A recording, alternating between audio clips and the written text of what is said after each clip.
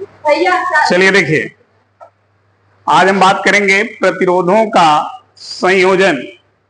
कल हम लोग कार्बन प्रतिरोध का वर्ड कोड पढ़े थे, ठीक है। आज हम प्रतिरोधों का संयोजन पढ़ेंगे। प्रतिरोधों को कैसे जोड़ा जाता है और क्यों जोड़ा जाता है, ठीक है। किसी भी वैद्युत परिपथ में कोई भी इलेक्ट्रिक सर्किट है तो ये समझ लीजिए वो बिना प्रतिरोध का नहीं हो सकता, उसका प्रतिरोध होगा, ठीक है।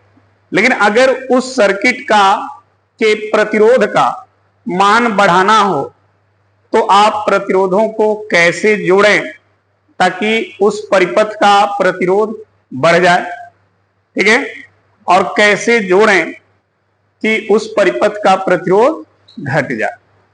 तो किसी परिपथ के प्रतिरोध को परिवर्तित करने के लिए या अपने आवश्यकता के अनुसार उस परिपथ का प्रतिरोध बनाए रखने के लिए प्रतिरोधों को जोड़ना आवश्यक हो जाता है। तो यहां पर प्रतिरोधों का जो संयोजन है वो दो प्रकार से हम पढ़ेंगे, एक श्रेणी क्रम संयोजन और दूसरा समांतर क्रम संयोजन। जैसा कि आप लोग संधारित्र में पढ़े थे, संधारित्रों का संयोजन में भी आपने देखा होगा श्रेणी क्रम और समांतर क्रम।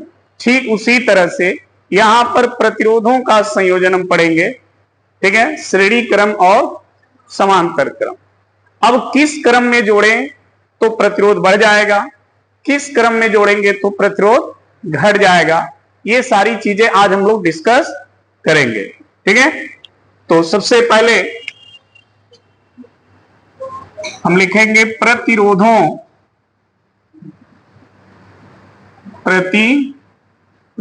का क्या संयोजन, ठीक है। संयोजन मीन्स जोड़ना, प्रतिरोधों को कैसे जोड़ें। तो पहले तो हम जान लें कि प्रतिरोधों को क्यों जोड़ें। भाई कोई जरूरत होगा तभी तो उसमें एक लाइन नोट कर लें, लिखें, किसी वैद्युत परिपथ में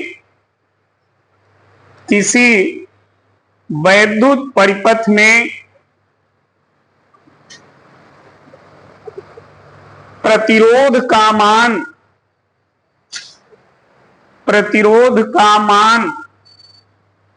बढ़ाने या घटाने,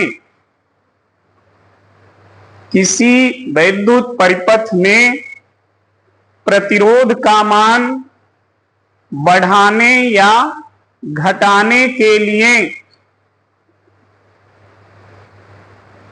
प्रतिरोधों का संयोजन करना, प्रतिरोधों का संयोजन करना आवश्यक हो जाता है। प्रतिरोधों का संयोजन करना आवश्यक हो जाता है। यह संयोजन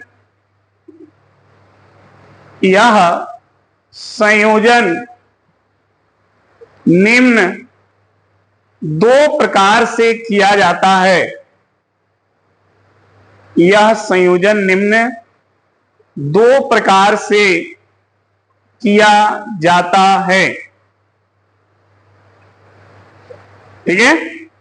अब वो दो प्रकार कौन है, तो पहला है श्रेणी क्रम संयोजन। श्रेणी क्रम संयोजन, ठीक है। श्रेणी क्रम संयोजन ये पहला है। देखिए श्रेणी क्रम में हम कैसे जोड़ेंगे प्रतिरोधों को, हम श्रेणी क्रम में कैसे जोड़ेंगे। तो आप सभी को पता होना चाहिए कि कोई भी प्रतिरोध है, देखिए प्रतिरोध कैसा होता है, कल हम लोग कार्बन प्रतिरोध पढ़े थे ना, तो ऐसे ही बना था ना, कल प्रतिरोध ऐसे ही बनाया गया था जिसपे कलरफुल पट्टियां थी, ठीक है। तो एक्चुअली प्रतिरोध होता है ऐसे ही है, लेकिन परिपथ जब दर्शाया जाता है, परिपथ में प्रतिरोध को दर्शाया जाता है, तो इसी प्रतिरोध को परिपथ में ऐसे दर्शाया जाता है, मालूम है ना। ये जो सिंबल दिख रहा है ये प्रतिरोध का सिंबल है, ठीक है। तो जब परिपथ में प्रतिरोध को दिखाना हो तो ऐसे दिखाएंगे, ठीक है। और एक्चुअली में प्रतिरोध ऐसे होता है जिसपे कलरफुल पट्टियां बनी होती हैं और उन्हीं कलरफुल पट्टियों की सहायता से उस प्रतिरोध का मान निकाला जाता है। कल के क्लास में हम लोग सीख लिए हैं, ठीक है। तो प्रतिरोध में कितने सिरे हैं? 2, एक इधर और एक इधर। उसी तरह इसमें भी 2 पॉइंट हैं, देखिए इधर और एक इधर। यानी जो भी प्रतिरोध होगा उसके कितने टर्मिनल होंगे? 2। जैसे इंसान का 2 हाथ है, एक लेफ्ट और एक राइट, उसी तरह प्रतिरोध में भी है। देखिए एक पॉइंट ये है और एक पॉइंट यह है, ठीक। जब इनको आप श्रेणी क्रम में जोड़ेंगे तो श्रेणी क्रम में कैसे जोड़ेंगे? मान लो ये 3 लोग हैं, समझो, और ये तीनों को हमें श्रेणी क्रम में जोड़ना है, तो कैसे जोड़ेंगे? ऐसे ही जोड़ेंगे ना, बोलो। देखो इसका लेफ्ट वाला हैंड इसके राइट वाले हैंड से, फिर इसका लेफ्ट वाला हैंड इसके राइट वाले हैंड से, ऐसे जोड़ते चले जाएंगे तो ये संयोजन किस प्रकार का है? श्रेणी क्रम। अब देखिए इसी तरह से अगर प्रतिरोधों को जोड़ा जाए, ठीक है, ध्यान दीजिएगा,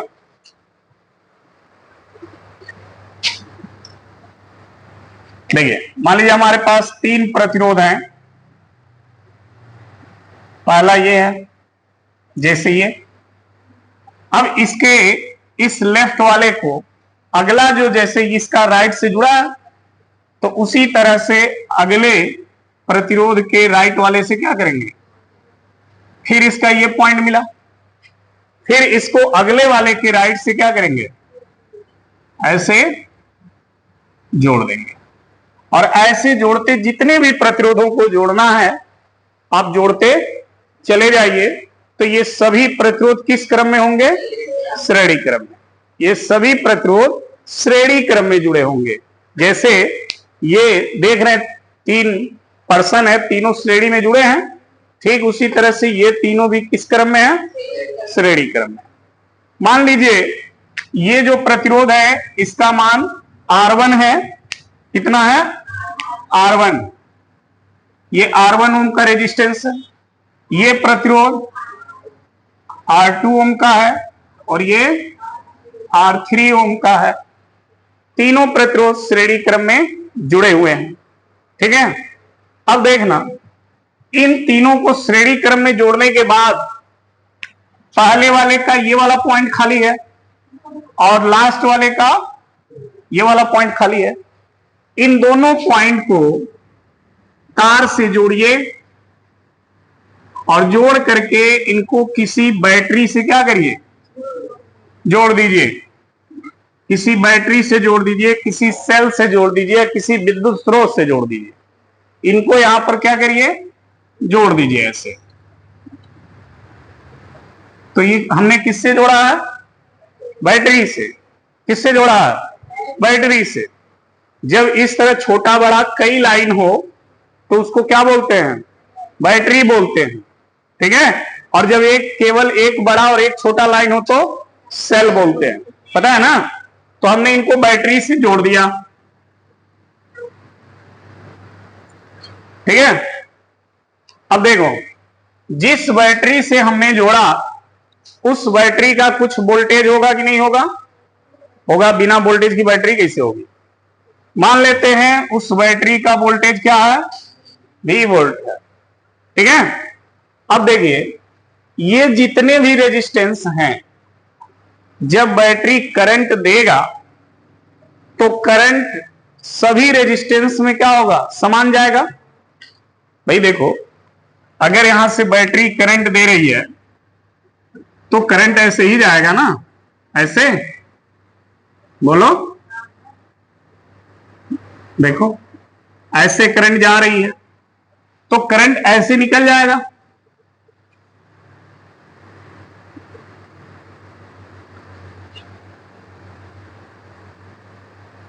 देख लो,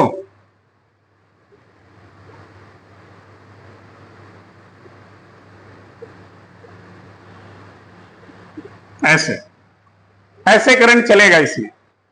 तो अगर बैटरी यहां से आई एम्पियर की करंट दे, आई एम्पियर की करंट, तो क्या सभी रेजिस्टेंस में करंट आई ही होगा कि घट जाएगा, बढ़ जाएगा?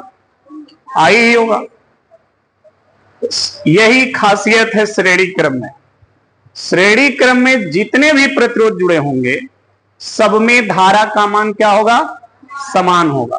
धारा का मान क्या होगा? समान होगा। अगर बैटरी आई एम्पियर करंट दे रही है तो सभी में करंट का मान क्या रहेगा? आई रहेगा। ठीक है। अब बात आती है वोल्टेज। क्या वोल्टेज सबका क्या होगा? तो देखिए, जो भी रेजिस्टेंस हैं वो सब के सब अलग अलग पॉइंट के बीच में जुड़े हैं। देखो, अगर हम इस रेजिस्टेंस की बात करें R1 की, तो R1 इस पॉइंट और इस पॉइंट के बीच में जुड़ा है तो इसका वोल्टेज अलग होगा। ये जो R2 है वो इस और इस पॉइंट के बीच में जुड़ा है तो इसका रेजिस्टेंस, इसका वोल्टेज अलग होगा। R3 जो है वो इस पॉइंट और इस पॉइंट के बीच में जुड़ा है तो इसका भी वोल्टेज अलग होगा, क्योंकि सभी रेजिस्टेंस अलग अलग पॉइंटों के बीच में जुड़े हैं तो उनका वोल्टेज क्या होगा? अलग अलग होगा। अगर सभी रेजिस्टेंस किसी दो बिंदुओं के बीच में जुड़े होते, सब के सब दो ही बिंदु के बीच में जुड़ जाते, ठीक है, तो सबका वोल्टेज क्या होता? समान हो जाता। लेकिन यहां सब अलग अलग बिंदुओं के बीच में जुड़े हैं तो सबका वोल्टेज अलग अलग होगा। हम मान लेते हैं कि पहले वाले का वोल्टेज क्या है? V1, दूसरे वाले का क्या है? तीसरे वाले का क्या है? V3। तीनों के वोल्टेज क्या है? अलग अलग हो गए। इसका मतलब जितने भी रेजिस्टेंस श्रेणी क्रम में जुड़ेंगे सब में धारा समान होगा और सबका वोल्टेज अलग अलग होगा। ठीक है। तो अगर प्रश्न आता है कि प्रतिरोधों के श्रेणी क्रम संयोजन से आप क्या समझते हैं या प्रतिरोधों का श्रेणी क्रम संयोजन क्या होता है या प्रतिरोधों का श्रेणी क्रम संयोजन किसे कहते हैं, समझ में आ गई बात?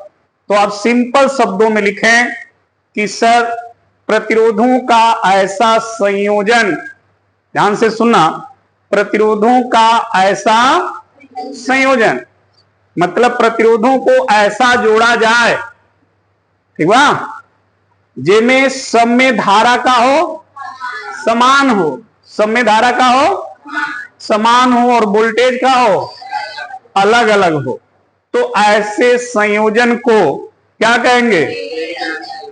क्लियर हो गया? ऐसे संयोजन का नाम है श्रेणी क्रम संयोजन। प्रतिरोधों का ऐसा संयोजन जिसमें हर प्रतिरोध में धारा का मान और वोल्टेज, तो ऐसे संयोजन को क्या कहेंगे? श्रेणी क्रम संयोजन। ठीक है। गलती से भी कहीं उल्टा मत लिख देना कि वोल्टेज समान हो और धारा अलग अलग हो, तब समांतर में चला जाएगा। ठीक है। श्रेणी में ऐसे होता है, लाइन से बच्चों को खड़ा कर दिया जाए और एक बच्चे को लड्डू दिया जाए, कहा जाए इस लड्डू को पीछे तक ले जाना है, तो वही लड्डू सभी बच्चों के पास बारी बारी से जाएगा ना?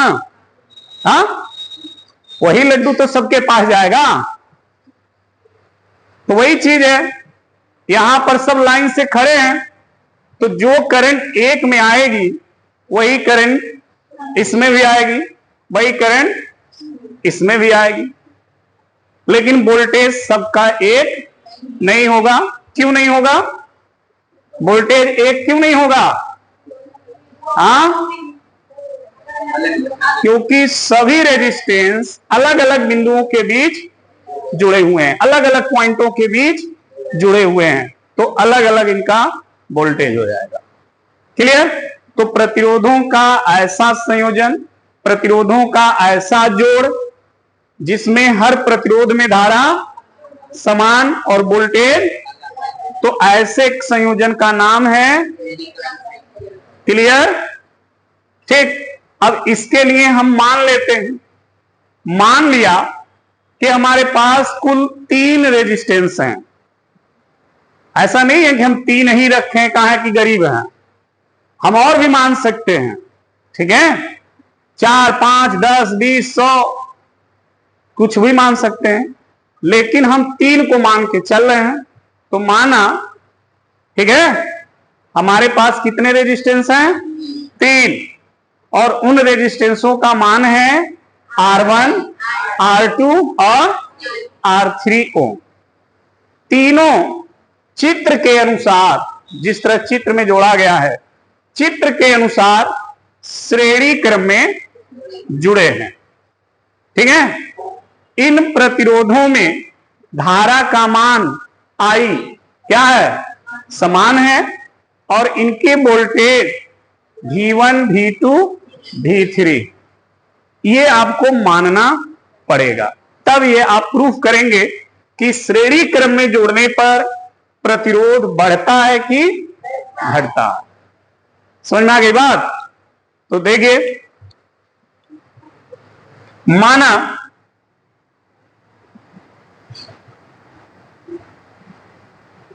तीन प्रतिरोध R1, R2 व R3 ओम के हैं। माना 3 प्रतिरोध R1, R2, R3 ओम के हैं, जो चित्रानुसार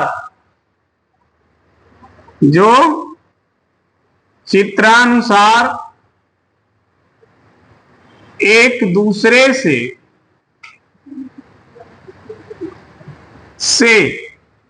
किस क्रम में? श्रेणी क्रम में क्या है? जुड़े हैं।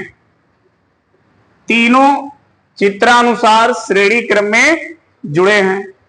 ठीक है, इनमें या जिनमें धारा I क्या है? समान,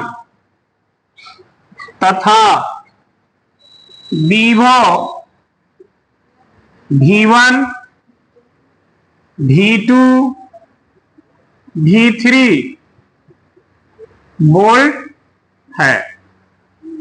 इतना आपको लिखना पड़ेगा। मान लिया 3 रेजिस्टेंस R1, R2 चित्र के अनुसार श्रेणी क्रम में, सब में धारा का मान I समान है और वोल्टेज V1, V2, V3 है।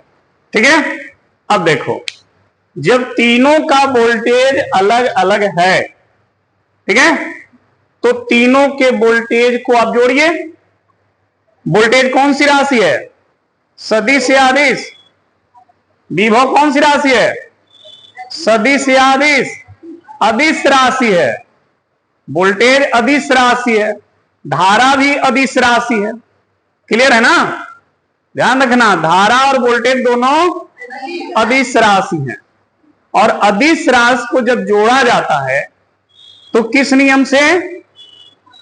बीजगणित के नियम से। जो राशियां अदिश होती हैं उन सबको बीजगणित के नियम से जोड़ते हैं। जो राशियां सदिश होती हैं उनको सदिश के नियम से जोड़ा जाता है। तो विभव अदिश राशि है, तो इस परिपथ का कुल विभव जब निकालेंगे तो इन तीनों को क्या करेंगे, बीजगणित के नियम से जोड़ देंगे। अब बात आती है सर बीजगणित का नियम का। बीजगणित का नियम यह है कि जो राशि जिस चिन्ह के साथ है उसी चिन्ह के साथ उसको जोड़िए और समझ में आ गई बात। तो यहां पर सभी विभव पॉजिटिव हैं, ठीक है। तो परिपथ का कुल विभव, तो परिपथ का कुल क्या चीज, विभव। कुल विभव कितना होगा, तो देखिए कुल विभव V बराबर हो जाएगा V1 V2 V3। समझ में आ गया, कुल विभव यही होगा, तीनों को जोड़ दीजिए। अब देखिए, अब ओम का नियम लगाइए। क्यों ओम का नियम लगाएं, देखिए जब I V और R दिया हो तो ओम का नियम वहां पे लगेगा, क्योंकि ओम का नियम इन्हीं तीनों के बीच में होता है, V बराबर I इंटू R। तो देखिए यहां लिखेंगे ओम के नियम से, ओम के नियम से, समझ लेना ओम का नियम क्या है भाई, V बराबर I इंटू, यही है ना, तो ओम का नियम लिखो V बराबर I इंटू R। यही नियम सभी रेजिस्टेंस के लिए लागू कर दो, यही नियम सबके लिए लागू कर दो, ठीक है। तो अगर हम पहले रेजिस्टेंस की बात करें, पहले वाले की, तो पहले वाले का वोल्टेज क्या है, V1 है, तो V के जगह हम क्या लिखेंगे, इक्वल टू है, फिर पहले वाले में धारा कितनी है, तो I के जगह हम I ही लिखेंगे, और पहले वाले रेजिस्टेंस का मान कितना है, तो R के जगह क्या लिखेंगे, R1। तो पहले प्रतिरोध के लिए अगर ओम का नियम लगाएंगे तो होगा V1 बराबर I इंटू। इसी तरह दूसरे के लिए अगर ओम का नियम लगाएं तो बताओ खुशबू क्या होगा, क्या लिखें, अगर ये नियम दूसरे प्रतिरोध के लिए अगर लागू करें तो क्या लिखेंगे, हाँ हाँ हाँ, अब बहुत अच्छा, दूसरे प्रतिरोध के लिए हो जाएगा V2 equal to I R2। तीसरे प्रतिरोध के लिए अगर ओम का नियम लगाओ तो क्या होगा स्नेहा गुप्ता, हाँ बहुत अच्छा, V3 equal to I R3, ठीक है। अब देखिए ये सभी मान समीकरण 1 में रख दीजिए, तो लिखिए यहां पर समीकरण 1 से, समीकरण 1 से या समीकरण 1 में इन सभी मानों को रखने, ये लिखिए या लिख दीजिए सीधे समीकरण 1 से। जब समीकरण 1 में ये सब मान रखेंगे तो देखिए क्या होगा, V के जगह हो जाएगा I, फिर V1 की जगह I प्लस V2 के जगह, फिर अब प्लस V3 के जगह। समझ में आ गई बात। अब देखिए कोई चीज होगा जो तीनों में कॉमन होगा, I है ना, हाँ I कॉमन कर दो, I कॉमन कर दोगे तो ये हो जाएगा, ये हो जाएगा, ये हो जाएगा, बहुत अच्छे, I से I, तो R बराबर प्लस प्लस हो गया, ठीक है। तो श्रेणी क्रम में जुड़े जितने प्रतिरोध होंगे सबका तुल्य प्रतिरोध इस सूत्र से क्या करेंगे, निकाल लेंगे, ठीक है। यहां पे 3 है तो 3 तक लिखे हैं, 4 5 6 जहां तक होते हैं ऐसे प्लस करके लिखते चले जाएंगे, ठीक है। अब इस सूत्र में जो R है, देखना ध्यान से, काहे हो, इस सूत्र में जो आर है, देखो इधर आर, यह श्रेणी क्रम में जितने भी प्रतिरोध जुड़े हैं उनका तुल्य प्रतिरोध कहलाता है। क्या कहलाता है? तुल्य प्रतिरोध। तुल्य का मतलब इन सबका योग किसके तुल्य है? आर के। इसीलिए इसका नाम है तुल्य प्रतिरोध। तो नीचे लिख लेंगे, जहां आर श्रेणी क्रम संयोजन का तुल्य प्रतिरोध कहलाता है, जहां आर श्रेणी क्रम संयोजन का तुल्य प्रतिरोध कहलाता है। ठीक है, अभी हम चेक करेंगे कि प्रतिरोध बढ़ रहा है कि, इसके लिए एक न्यूमेरिकल यहां पर देखते हैं, एक छोटा सा प्रश्न। ठीक है, प्रश्न देखो, प्रश्न देखिए, मान लीजिए हमारे पास 3 प्रतिरोध हैं, 1 ओम, 2 ओम और 3 ओम के। देखिए R1 बराबर 1 ओम। अभी मत समझना कि यहां 1 लिखा है तो उसके वजह से 1 लिखा है, इसको आप कुछ भी मान सकते हो। हम तो आसान करने के लिए 1, 2, 3 मान रहे हैं। आप चाहो तो इसको 3 मान लो, R2 बराबर 5 मान लो, R3 बराबर 4 मान लो। अब सही है ना, सब अलग अलग है। हाँ, तो R1 इतना, R2 इतना, R3 इतना ओम के प्रतिरोध श्रेणी क्रम में जुड़े हैं, तो इनका तुल्य प्रतिरोध क्या करिए? ज्ञात करिए। ठीक है, अब इसी से क्लियर हो जाएगा कि बढ़ेगा कि घटेगा। तो देखिए, हल करिए। तीनों श्रेणी क्रम में जुड़े हैं, तो देखो श्रेणी क्रम संयोजन का तुल्य प्रतिरोध, श्रेणी क्रम में जब जुड़ता है तो उसके तुल्य प्रतिरोध का सूत्र होता है R equal two plus plus, अब इनके मान रख दो, R1 का मान, R2 का मान, R3 का मान, कुल मिला के बताओ बढ़ा कि घटा? अभी ना बोलिए, बढ़ा ना भाई। देखो पहले वाले का 3 था, उससे ज्यादा आया कि नहीं आया? दूसरे वाले का 5 था, उससे भी ज्यादा आया। तीसरे वाले का उससे भी ज्यादा आया।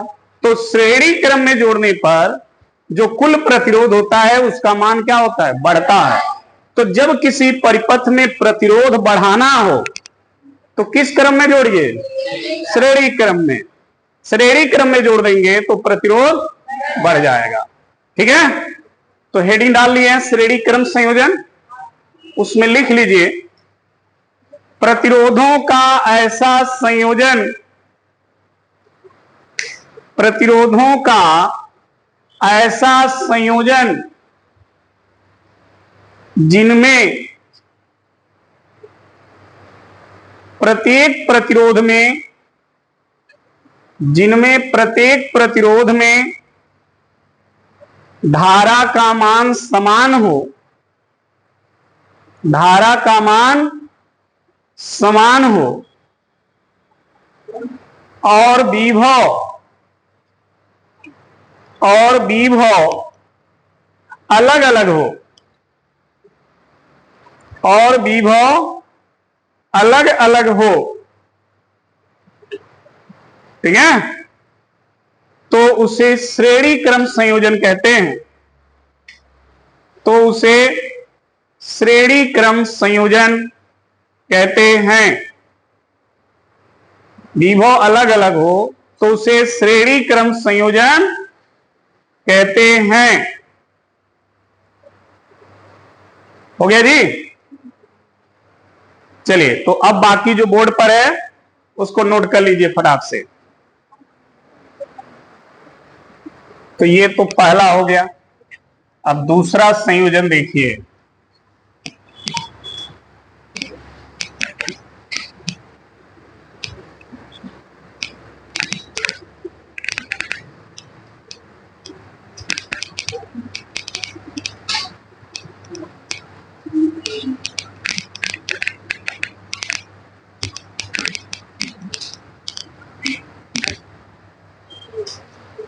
देखो, दूसरा है समांतर क्रम। समांतर क्रम संयोजन। ठीक है, समांतर क्रम संयोजन क्या होता है? देखो,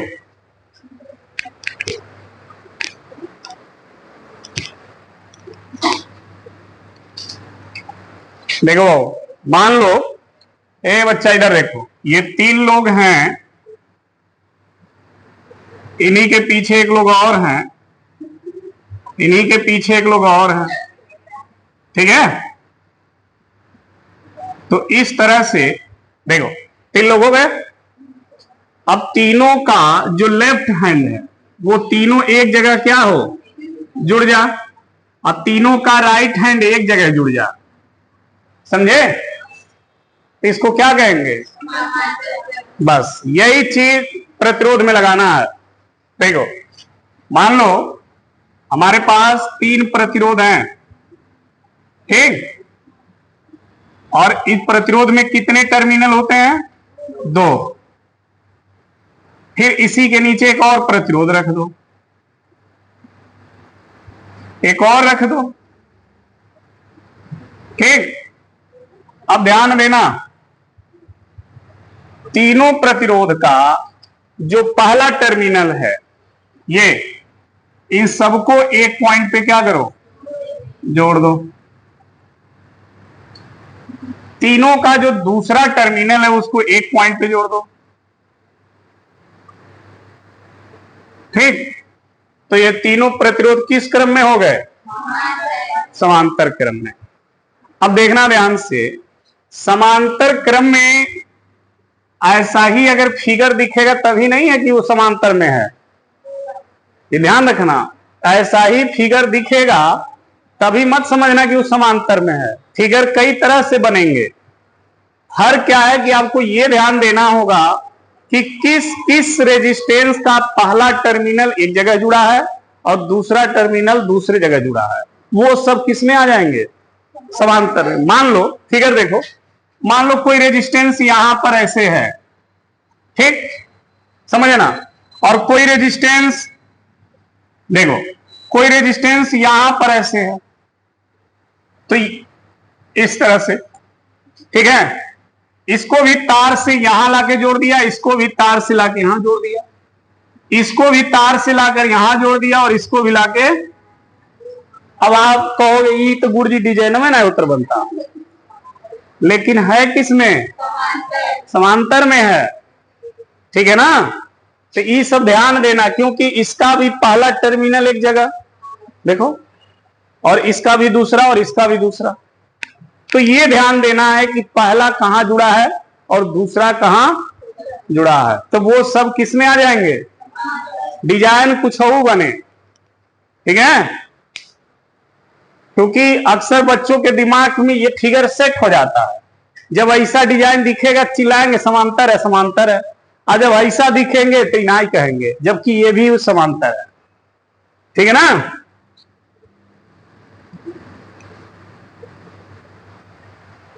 मान लिया, अब देखो इसका मान कितना है, इसका मान कितना है, और इसका मान R3, ठीक है, तीनों रेजिस्टेंस का पहला पॉइंट यहां और दूसरा पॉइंट यहां जुड़ा है। ठीक है, अब क्या करना है, इसको तार से जोड़िए और जोड़कर लाइए और यहां पर एक विद्युत स्रोत लगा दीजिए। विद्युत स्रोत का मतलब बैटरी सेल। ठीक है, कोई यहां पे जोड़ दीजिए। मान लीजिए हमने बैटरी लगा दिया। क्या लगा दिया? बैटरी। लो, जोड़ दिया। कौन दूर से लाना है, यही बना देना है। बैटरी हो गया। ठीक है, अब देखो बैटरी का वोल्टेज मान लिया कितना? भी। अब बैटरी करंट देगा, देगा ना?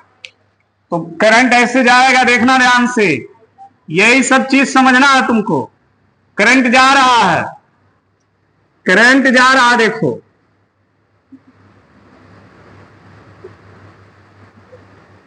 समझ में आ गया? अच्छा, अब बताओ करंट सब में समान जाएगा, बढ़ जाएगा? बढ़ जाएगा ना, क्योंकि इस चौराहे पर आकर के 3 रास्ते हो गए, तो वहां से करंट 3 भाग में बढ़ जाएगा। वो तीनों भाग बराबर भी हो सकते हैं और नहीं भी हो सकते हैं। क्यों? क्योंकि देखिए, हो सकता है R1, R2, R3 के मान अलग अलग हो, तो धारा अलग अलग जाएगी ना। मान लो जब बल्ब लगा है, जब पंखा लगा है, जब हीटर लगा है, तो तीनों बराबर जाएगा?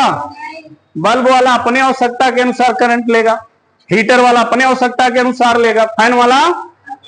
तो धारा का मान, और तीनों यदि बल्ब लगा दोगे तो तीनों में धारा समान जाएगा। लेकिन बल्ब तीनों एक बराबर वाट का होना चाहिए।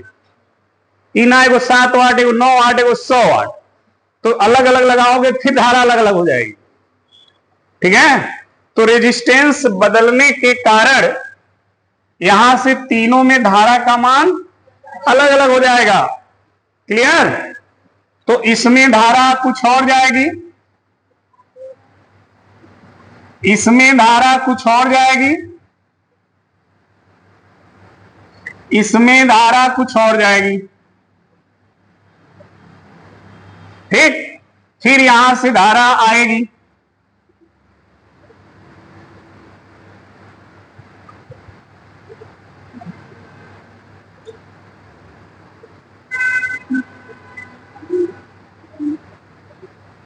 ठीक, तीनों धारा आके यहां फिर जुड़ जाएगी और जुड़ करके फिर इस तार से होकर के बैटरी की ओर आने लगेगी।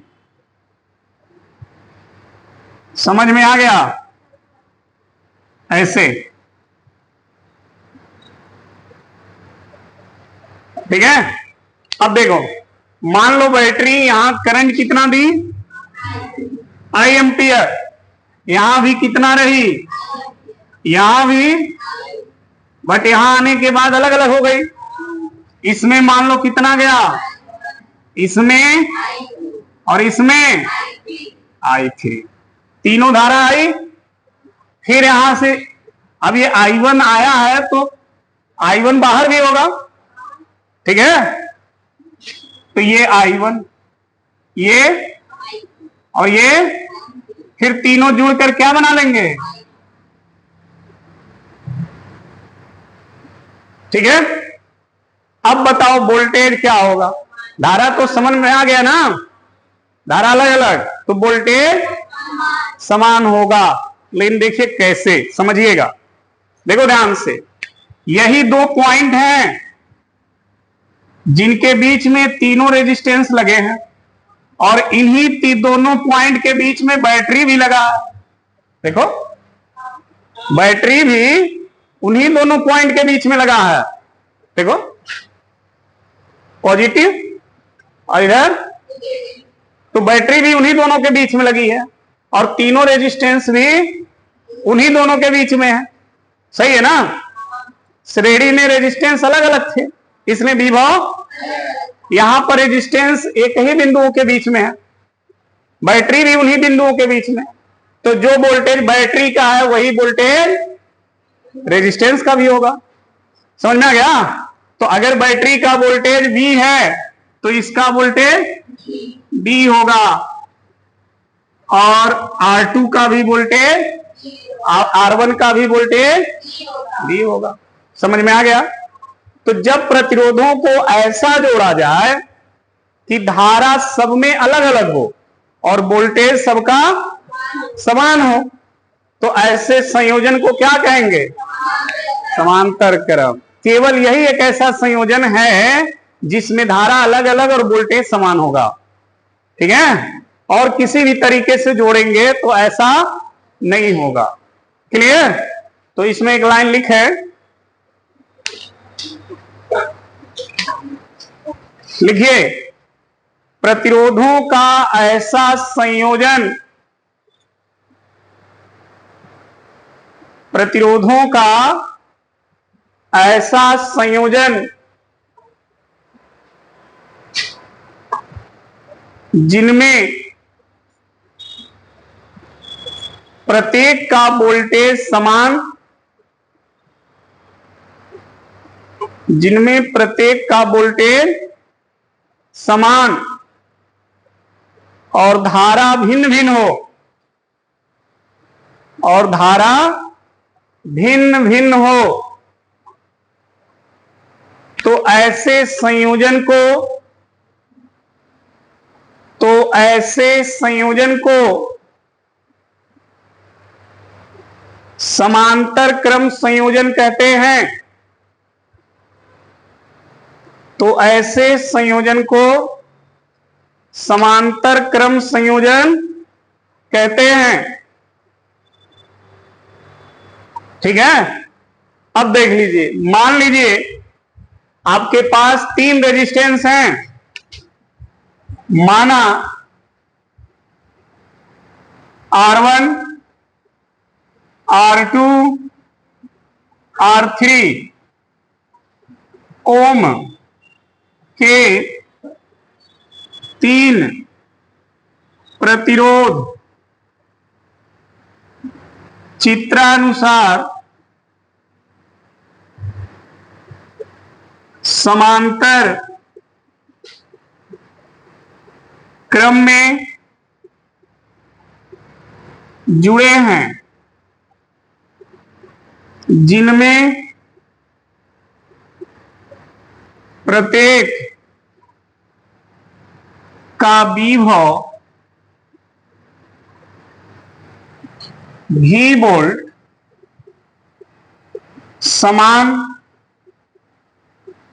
तथा धारा I1, I2, I3 एम्पियर है। ठीक है? हमने क्या माना? 3 प्रतिरोध लिया, R1, R2, R3, जिनमें सबका वोल्टेज कितना है? V वोल्ट समान है, और धारा I1, I2, I3 एम्पियर है। ठीक? तो अलग अलग कौन है धारा? तो परिपथ की कुल धारा निकालेंगे। ठीक है? तो लिखेंगे परिपथ की कुल धारा। कुल धारा कितनी होगी परिपथ की? तो देखिए, I बराबर किसके? I1, I2, I3। ये भी देखिए अदिश राशि है, इसीलिए इसको भी वैसे ही जोड़ा जाएगा जैसे वोल्टेज को जोड़ा गया था। ठीक है? अब किसका नियम? ओम का। तो फिर लिखेंगे ओम के नियम से। ओम का नियम क्या है? देखना ध्यान से। V बराबर I इंटू, यही है ना? इसी से I निकालोगे क्या आएगा? आएगा। तो ये भी ओम का ही नियम है, क्योंकि ओम के नियम से ही इसको बनाया गया है। ठीक है? तो ओम के नियम से I बराबर V बटा R। ठीक? यही नियम तीनों के लिए लागू करिए। तो पहले रेजिस्टेंस में धारा कितनी जा रही है? तो I के जगह I1, और वोल्टेज सबका भी है, तो भी प्रतिरोध इसी तरह I2 बराबर I3 बराबर, बहुत अच्छे, हो गया ना। तीनों मान समीकरण एक में क्या करेंगे, रख देंगे। तो लिखेंगे